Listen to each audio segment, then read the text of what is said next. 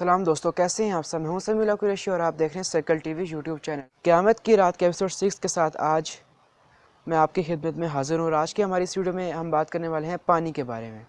दोस्तों, हम सभी जानते हैं कि पानी ज़िंदा रहने के लिए बहुत ज़रूरी है। अगर हम पानी नहीं पिएंगे तो एक हफ़्ता या 10 दिन ही ज़िंदा रह पाएंगे, फिर हमारी मौत हो जाएगी। लेकिन दोस्तों, अगर मैं आपसे ये कहूँ कि पानी ज़िंदा है तो क्या आप मेरी बात पर यकीन करेंगे?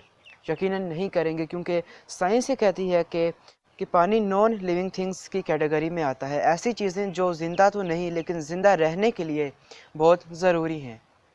लेकिन दोस्तों, पानी ज़िंदा है। दोस्तों, इस वीडियो में मैं यही बात करूंगा, तो चलिए वीडियो को शुरू करते हैं। फ्रेंड्स, आप सबको ये जानकर हैरानी होगी कि मसारू इमोटो नाम के एक साइंटिस्ट ने एक एक्सपेरिमेंट किया जिसमें ये प्रूव किया है कि पानी ज़िंदा है, पानी रिएक्ट करता है।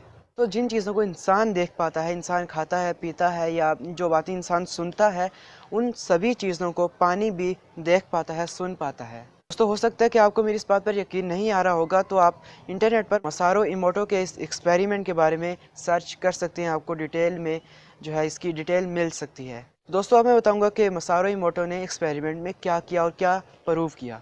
दोस्तों, उन्होंने पहले पानी लिया, उसको लव, पीस, अफेक्शन, अमन, शांति, इस तरह की चीज़ें दिखाई, इस तरह की चीज़ें सुनवाई, उसके सामने इस तरह की चीज़ें कहीं।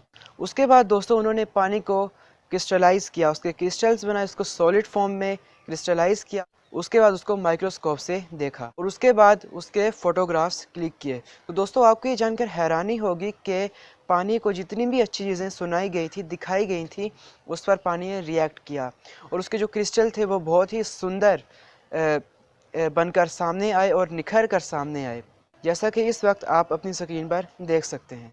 दोस्तों, इस चीज़ से एक बात तो साबित होती है कि वाटर रिएक्ट करता है, क्योंकि इससे पहले जब डिस्टिल्ड वाटर को बिना कुछ कहे उसकी क्रिस्टलाइजेशन की गई, उसके क्रिस्टल्स बनाए गए, तो दोस्तों वो बिल्कुल नॉर्मल बने, जैसे वाटर के क्रिस्टल होते हैं, पेंटागन टाइप के।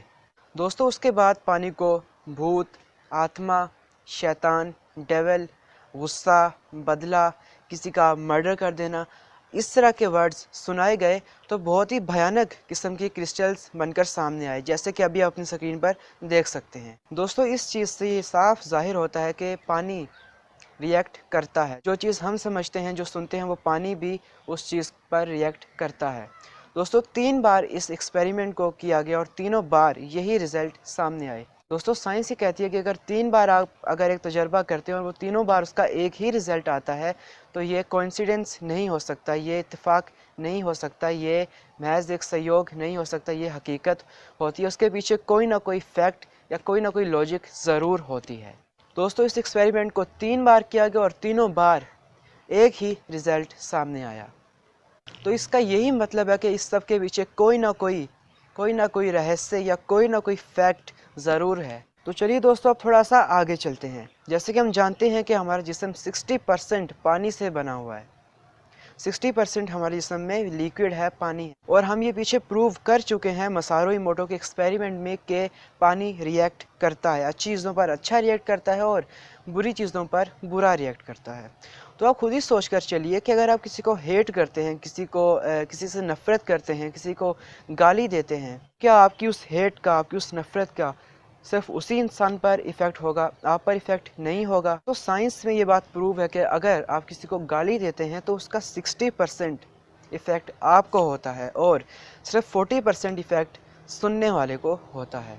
दोस्तों, आपने गौर किया होगा कि जो लोग बहुत ज़्यादा गाली देते हैं, वो लोग अक्सर बहुत ही उदास रहते हैं और अक्सर चिड़चिड़े से और अजीब सा उनका लहजा होता है और कोई भी उनके पास नहीं आना चाहता, कोई उनके करीब भी, उनके मुंह भी नहीं लगना चाहता। उसकी यही वजह होती है कि जो लोग ज़्यादातर गालियाँ देते हैं, उनका 60% इफ़ेक्ट अपने आप पर होता है, उन्हीं पर होता है, तो वो खुश नहीं रह सकते। अब ज़ाहिर उनकी आदत सी बन जाती है गालियाँ देना, तो वो छोड़ सकते नहीं है। गालियाँ देना नहीं छोड़ सकते तो उनकी बॉडी पर बुरा इफ़ेक्ट ही पड़ेगा। तो दोस्तों, अगर अगली बार आप किसी को गाली दें तो ये ज़रूर सोच लें कि गाली देने से ज़्यादा नुकसान आपका खुद का होगा, ना कि सुनने वाले का।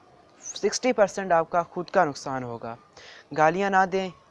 अगर आप अच्छे रवैये से दूसरे को मिलते हैं तो आपकी बॉडी फिट रहेगी, आपका दिमाग फिट रहेगा और आप दुनिया में कामयाबी हासिल कर सकते हैं। आज के लिए इतना ही। मज़ीद वीडियोस के लिए सब्सक्राइब कर दीजिए सर्कल टीवी यूट्यूब चैनल को। मैं मिलूँगा आपको अगली वीडियो में अगले हफ्ते। तब तक के लिए अपना ख्याल रखिएगा और खुदा हाफ़िज़।